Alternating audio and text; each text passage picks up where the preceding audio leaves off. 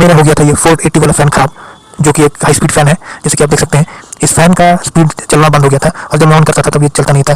तो मैंने इसे सोचा कि बनवा लूँ, और बनवाने से मुझे पता चला कि इसका जो कैपेसिटर है कंडेंसर वो ख़राब हो चुका था। इसलिए हमने नया कैपेसिटर लिया और नया कैपेसिटर लगा के हमने फ़ैन को चलाना चाहा। तो अब देखिए फ़ैन कैसे चलता है।